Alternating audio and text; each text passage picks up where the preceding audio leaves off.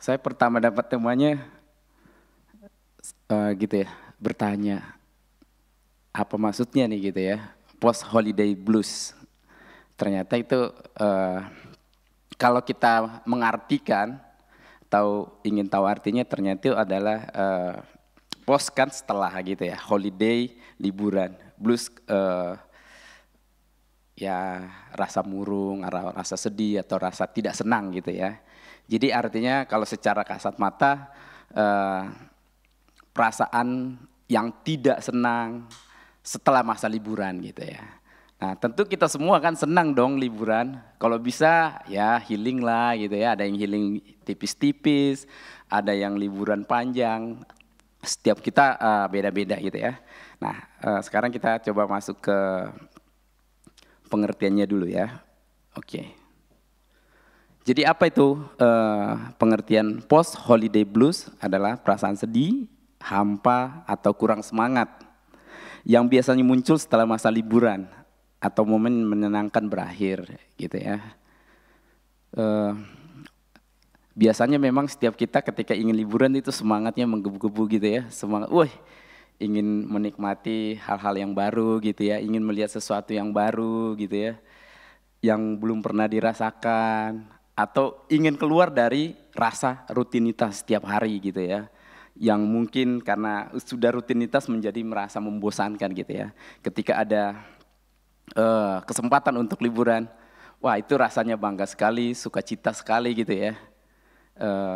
Mungkin kita akan menikmati hal-hal yang baru gitu ya. Nah,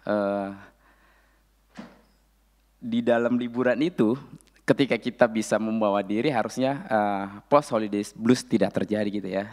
Tapi kita tidak bisa pungkirin, ternyata banyak orang setelah liburan ternyata juga mengalami yang disebut tema kita hari ini adalah post holiday blues. Nah, ini bisa terjadi karena kenapa teman-teman? Karena kembali ke rutinitas yang terasa membosankan. Karena setelah liburan akan kembali gitu ya. Lalu apa? Rasa kecewa karena liburan berakhir terlalu cepat. Kalau bisa lama gitu ya, jangan sebentar liburannya gitu. Nah, lalu yang ketiga, kesepian setelah momen bersama keluarga atau teman-teman. Biasanya kita kan liburan bisa canda tawa gitu ya. Terus bisa bareng-bareng dengan keluarga gitu ya. Kalau saya itu lebih senang liburan bersama keluarga gitu ya. Kalau sendiri kayaknya tidak seru gitu ya. Ketika saya kerja gitu ya, ketika saya masih kerja itu saya beberapa kali dapat reward liburan ke luar negeri, liburan ke Bali gitu. Saya merasa sepi juga gitu ya, sekalipun liburan memang lepas dari rutinitas tiap hari gitu, yang tiap hari pergi pulang pagi ya kalau kita kerja di kantoran. Nah, tapi ketika kita ada liburan terus tidak bersama dengan keluarga, kayaknya ada sesuatu yang kurang gitu ya. Nah, saya lebih senangnya kalau ketika liburan itu bisa bersama dengan keluarga. Nah, ketika liburan itu selesai, yang sering kita bisa bersama-sama gitu ya, maka post holiday blues itu bisa terjadi. Kenapa? Karena kebersamaan itu bersama dengan keluarga sudah berkurang. Biasanya kalau liburan kan bukan cuma keluarga inti aja, bisa keluarga besar juga ikut gitu ya. Kita bisa canda tawa bersama, bisa bikin games dan lain sebagainya. Nah, ketika itu berakhir, kembali ke habitat gitu ya. Seringkali juga perasaan patah semangat atau bad mood bisa muncul. Nah, selanjutnya ya. Nah, gejala post holiday bluesnya itu seperti ini ya. Misalnya yang pertama mood yang buruk atau mudah marah. Nah itu seringkali itu ya bad mood, lagi bad mood. Biasanya kita di kantor tuh kan kalau ketemu atasan gitu ya, kita cek dulu tuh bosnya lagi mood yang baik ya, lagi bad mood nggak itu? Kalau lagi bad mood biasanya kita hindari dulu, jangan ketemu dulu gitu ya. Takutnya terjadi sesuatu yang tidak diinginkan gitu ya. Harusnya approvalnya cepat gitu jadi lama karena lagi bad mood. Ya dulu bos saya ada yang begitu tuh. Jadi kalau dia lagi bad mood kita jangan datang gitu, jangan hadapin dia. Ya, kita tunggu waktu. Kita tunggu waktu dia bahagia, tenang. Udah mulai kelihat senyum baru kita datang. Bos tolong approve dong. Ini gitu. Nah itu ya. Lalu yang kedua kurang motivasi. Setelah liburan usai kadang-kadang kita juga kurang motivasi. Wah kembali lagi nih ke habitat yang lama. Kembali lagi kerja seperti semula deh. Wah, nah ini ya seringkali begitu. Lalu ada juga karena kena post holiday bluesnya itu apa? Sulit tidur atau sebelumnya terlalu banyak tidur ya. Ada yang orang yang stres nggak bisa tidur, terus ada juga yang stres ternyata terlalu banyak tidur terus kerjanya. Nah itu, nah, ini perlu diantisipasi nih. Jangan sampai kita lupa diri gitu ya, karena habis liburan jadinya kita tidur terus gitu ya, atau sebaliknya nggak bisa tidur, malah begadang terus nantinya jadi sakit. Lalu selanjutnya apa? Merasa cemas atau sedih tanpa alasan jelas. Ya seringkali cemas gitu ya. Gejala-gejala itu ya, karena habis liburan dia bisa jadi ya cemas atau sedih tanpa alasan yang jelas. Kira-kira kalau kita tebak kira-kira kenapa ya? Bisa jadi dia unplanning ya, dia pergi liburan dia tidak merencanakan, atau juga budgetnya melebihi ya, over budget. Nah, ya kan? Bisa jadi cemas tuh. Wah, besok mau makan apa ya? Habis liburan senang-senang, tahu-tahu budgetnya udah habis tuh. Nah itu.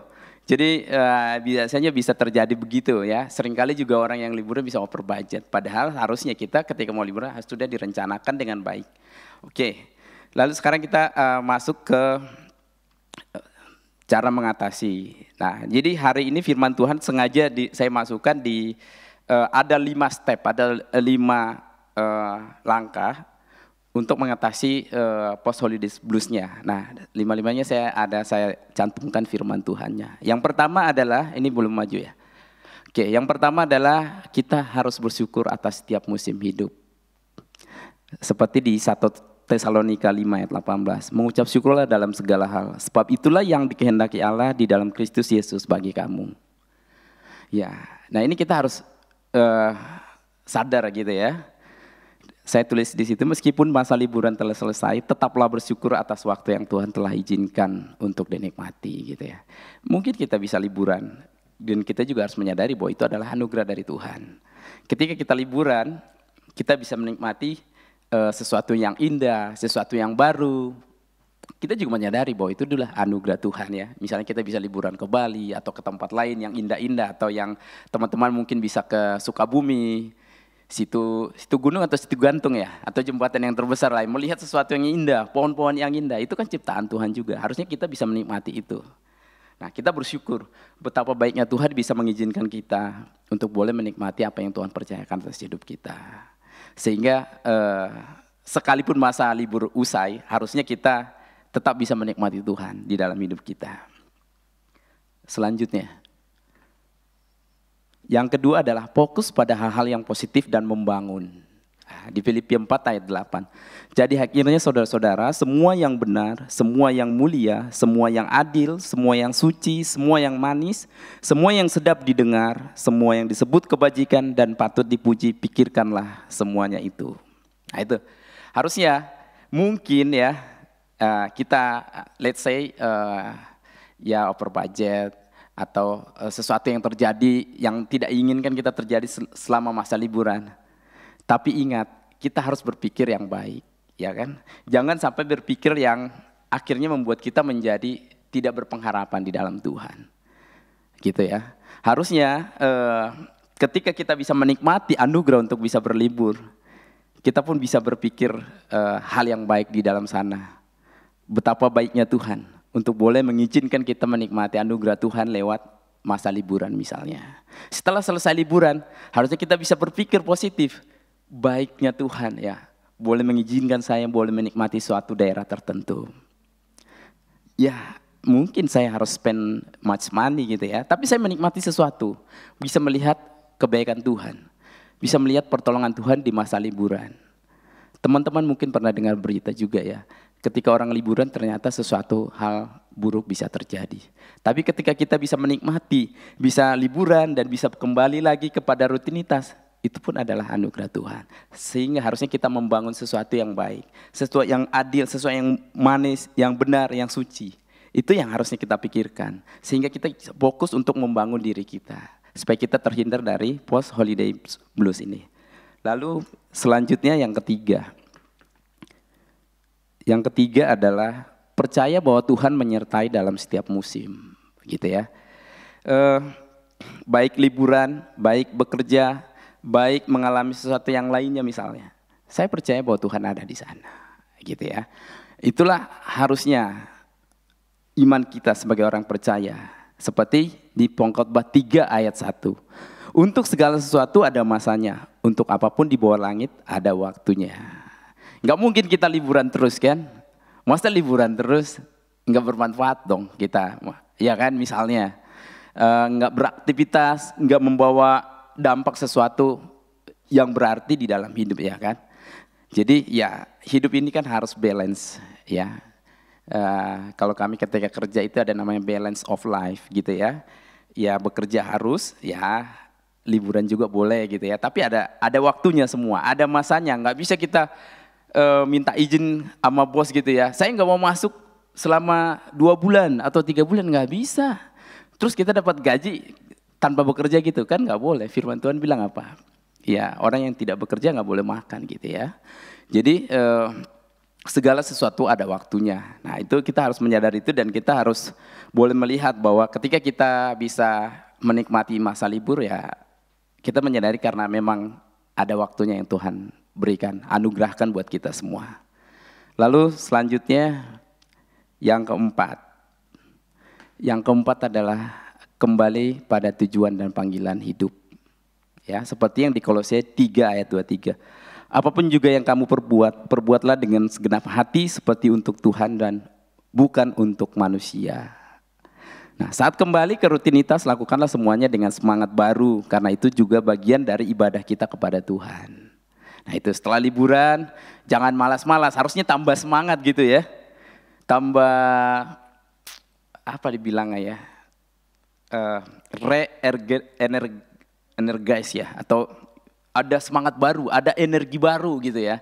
Ketika masa liburan selesai harusnya apa? Tambah semangat, bukannya loyo gitu ya, bukannya malah patah semangat. Tidak, itu salah gitu ya. Harusnya ketika kita bisa menikmati liburan, wah kita harus semakin semangat dong. Mudah-mudahan next time kita bisa liburan lagi gitu ya kan, dengan semangat yang baru. Nah itu, jangan sampai wah ketika udah selesai liburan kembali deh bekerja, kembali deh seperti rutinitas. Nah itu salah, harusnya baik liburan, baik bekerja, harusnya kita tetap semangat. Punya fighting spirit yang sama apa? Hidup benar, hidup untuk memuliakan Tuhan. Nah itu, bisa nggak kira-kira liburan untuk memuliakan Tuhan? Bisa. Ketika saya ke Bali gitu ya, kebetulan saya punya teman ada di Bali gitu ya, gembala sidang. Nah, dia lagi cari pembicara. Saya bilang, kalau belum ketemu ya saya aja, saya bilang gitu kan, kebetulan teman kuliah gitu ya. Akhirnya saya, oh beneran katanya, oh iya beneran. Ya udah akhirnya pas liburan saya bisa khotbah di sana gitu ya. Saya senang sekali gitu ya, karena saya berharapnya ketika saya liburan saya bisa melakukan sesuatu yang berarti gitu. Ya setiap orang kan beda-beda gitu ya. Kita bisa senang memberitakan kabar baik gitu ya, senang memberitakan firman Tuhan. Ya di sela-sela liburannya kalau Tuhan izinkan kesempatan untuk memberitakan kabar baik kan nggak ada yang salah juga gitu ya. Nah itu saya senang sekali, bangga sekali ketika saya bisa menyampaikan firman Tuhan di Bali waktu itu ya. Nah mungkin itu juga menjadi salah satu cara kita ya supaya kita juga nggak terfokus hanya untuk liburan. Tapi ketika dapat anugerah untuk liburan, apa yang sesuatu yang bisa bermanfaat, yang bisa saya rasakan tapi orang lain juga bisa rasakan gitu. Nah itu mungkin salah satu atau tips bagaimana kita menyadari panggilan hidup kita. Kita bermanfaat, bermakna di mana kita ada, baik bekerja maupun waktu liburan.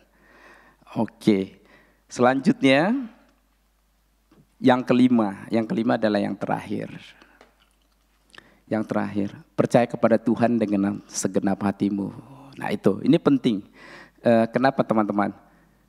Kadang-kadang kita di dalam menjalani hidup bisa membawa pemikiran kita sendiri, ya gitu ya. Bisa mengandalkan pemikiran kita sendiri yang kadang-kala itu nggak match dengan apa yang Tuhan mau gitu ya. Nah itu, maka di Amsal bilang begini, percayalah kepada Tuhan dengan segenap hatimu dan janganlah bersandar kepada pengertianmu sendiri. Akuilah Dia dalam segala lakumu, maka Ia akan meluruskan jalanmu. Nah, di dalam menjalani hidup kita harus sungguh-sungguh percaya kepada Tuhan karena Dia yang tahu yang terbaik atas hidup kita, yang senantiasa meluruskan jalan kita. Itu tentu tidak sederhana gitu ya. Setiap kita punya pola pikir yang berbeda, punya harapan yang berbeda, perasaan yang berbeda. Tapi hari ini firman Tuhan mengingatkan kita supaya kita sungguh-sungguh percaya kepada Tuhan, gitu ya. Di dalam setiap selak-beluknya kehidupan kita ya, saya percaya bahwa Tuhan hadir di sana, gitu ya. Tadi juga kita sudah bahas, di dalam setiap musim hidup kita Tuhan ada di sana. Nah, oleh karena itu kita harus sungguh-sungguh percaya kepada Tuhan. Baik dimanapun kondisi kita, baik seperti apapun keadaan kita. Kenapa? Karena kalau teman-teman pelajari ya, atau baca firman Tuhan bagaimana ceritanya Yusuf yang dibenci saudaranya, harus masuk ke sumur, mau dibunuh, sampai dibuang, sampai dijual ke Potifar, dan di sana ternyata Tuhan berkati, pakai dia menjadi perdana menteri ya kan, menjadi orang nomor 2 di Mesir.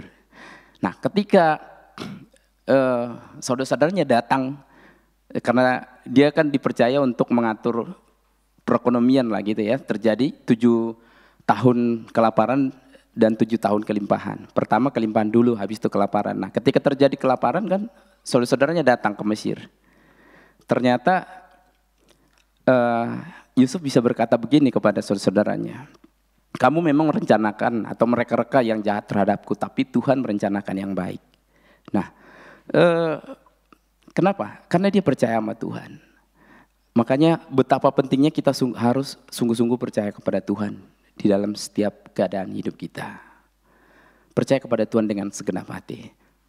Jangan sampai keadaan ya, misalnya kita setelah liburan terjadi bad mood, terjadi patah semangat,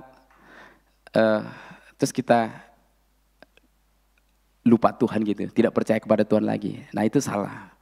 Kenapa? Karena hidup kita adalah Tuhan yang atur. Hidup kita adalah milik Tuhan. Hidup kita adalah anugerah dari Tuhan. Oleh karenanya kita harus mempersembahkan hidup ini untuk Tuhan dan sungguh-sungguh percaya kepada Tuhan. Nah, itu ya. Kemarin ada saudara saya cerita, dia udah berupaya nih dengan kerja keras ingin lulus UTBK gitu ya. Berjuang mati-matian, belajar sih. Tau-taunya setelah ujian dia nggak lulus. Terus akhirnya apa? Dia nggak percaya Tuhan, mencela Tuhan lah gitu. Nah, padahal apakah kampus perguruan tinggi negeri menjadi satu-satunya jalan kehidupan? Kan nggak juga. Nah, itu. Jadi jangan sampai kita juga lupa diri. Apakah satu-satunya liburan menjadi sukacita bagi kita? Tidak juga kan? Karena bukan hanya liburan hidup kita. Nah, itu. Jadi di dalam setiap musim hidup kita perlu sungguh-sungguh percaya kepada Tuhan. Mengandalkan Tuhan dengan segenap hati di dalam hidup kita. Lalu saya masuk kepada ya kesimpulan saya bikin sendiri. Ini saya bacakan buat teman-teman semua ya. Setiap kita memiliki kesempatan untuk berlibur. Tentu dengan cara dan waktu yang berbeda-beda. Mungkin di dalam masa liburan tersebut kita merasa kecewa atau sedih karena masa liburan tidak menyenangkan atau apa yang diharapkan tidak tercapai, atau juga waktunya terlalu cepat berlalu yang akhirnya setelah liburan kita sedih, bad mood, tidak bersemangat, bahkan bisa stres. Oleh karena itu kita sebagai orang percaya harus menyadari bahwa setiap kesempatan yang kita nikmati, baik berlibur maupun melakukan rutinitas kita setiap hari, harus melibatkan Tuhan di dalamnya. Sehingga kita bisa menikmati Tuhan senantiasa di dalamnya, baik sedih maupun senang. Bahwa Tuhanlah yang menganugerahkannya bagi kita. Nah, itu, jadi baik liburan, baik bekerja, baik apapun yang Tuhan percayakan atas kita, ingatlah bahwa itu adalah anugerah dari Tuhan. Dan oleh karenanya kita harus mengerjakannya, harus mempersembahkannya kepada Tuhan. Nah, itu, jadi baik liburan, ada semangat, ada sukacita, dan harusnya di masa liburan pun kita bisa menikmati Tuhan di dalamnya. Jangan sampai ketika liburan kita lupa Tuhan. Ya, saat teduhnya jadi berubah, berdoanya jadi berubah gitu ya. Lupa Tuhan karena terlalu senang dengan liburan. Tapi ingat, baik masa liburan maupun bekerja, melakukan aktivitas rutinitas setiap hari, kita harus mengingat Tuhan bahwa ada anugerah Tuhan yang terus kita nikmati di dalam hidup kita hari lepas hari.